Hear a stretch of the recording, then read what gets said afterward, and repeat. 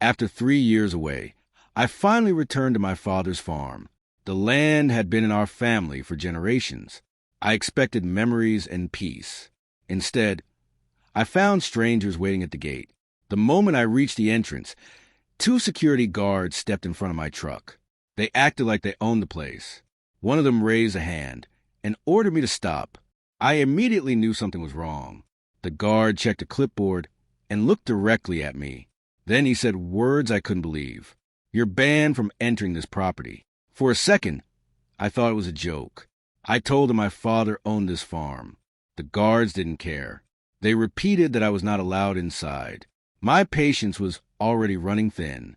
I even showed them old family photos, pictures taken on this exact land, but they refused to look. Someone had clearly given them instructions. A black SUV pulled up behind the guards. A woman in a bright red suit stepped out. The guards instantly became more confident. She was clearly in charge.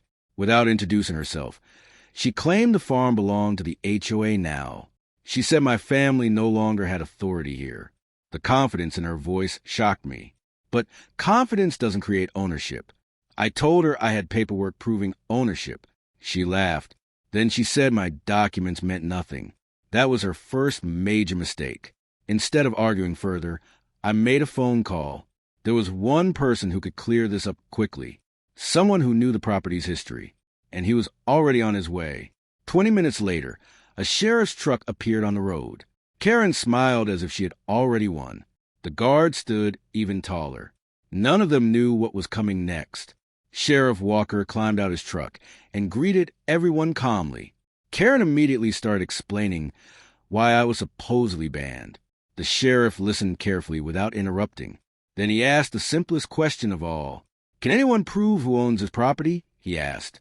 I handed him my identification and family documents. Karen crossed her arms and rolled her eyes. The sheriff began reading every page carefully. The sheriff noticed several official county stamps. These weren't random papers. They were legal records connected to the farm. His expression suddenly became much more serious. Karen insisted the HOA controlled everything in the area. She claimed the farm had been absorbed into their community. The sheriff asked her for proof. For the first time, she hesitated. Karen searched through her folder for several minutes. The guards looked increasingly uncomfortable. She finally produced a community map, but it wasn't what the sheriff had asked for. The sheriff compared the map to my documents. Then he pointed out several differences. The HOA map showed boundaries. The deed showed actual ownership.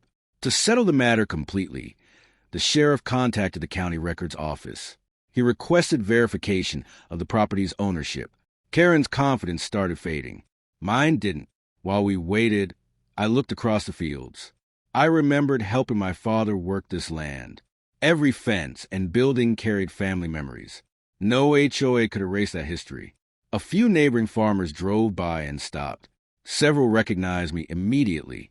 They remembered my father, and they remembered who owned the farm. One farmer told the sheriff he had known our family for decades. Another confirmed the property had never been sold. Their statements matched my documents perfectly. Karen suddenly had much less to say. A county records clerk began reviewing ownership files. Every transfer, signature, and deed was verified. The process took time, but facts usually do. Finally, the sheriff's phone rang. Everyone became silent. Even the guards stopped talking. The answer had arrived. The county confirmed exactly what I already knew. The farm remained private family property. No HOA owned it. No HOA controlled it. Karen's face turned pale. The guards exchanged nervous glances. Their entire argument had collapsed. The official records left no room for debate. The sheriff ordered the gate opened immediately. Then he handed my documents back with a smile. "Welcome home," he said. For the first time that day, I finally stepped onto my family's land. As I walked deeper into the farm, something felt different. Several areas looked recently surveyed. Bright marker flags had been placed near the eastern fields. Someone had been making plans without asking me. The markers weren't for farming. They looked like the kind used before construction projects. My father never mentioned any development plans. That discovery raised even more questions. Near the edge of property, I found a planning sign. It showed proposed roads and housing lots. The design extended directly across our farmland. Someone had counted on taking land they didn't own. I showed the plans to Sheriff Walker. He studied them carefully. The proposed project included large sections of family property. The situation was becoming much bigger than a simple gate dispute. That evening, I searched through my father's old records. He kept everything organized inside the barn office. Boxes of documents filled the shelves. One folder immediately caught my attention. Inside the folder was a legal agreement signed years earlier. My father had anticipated future land disputes. The document contained special property protections, and they were still active. The more I read, the clearer everything became. My father had taken extraordinary steps to protect the farm. Any major development required family approval.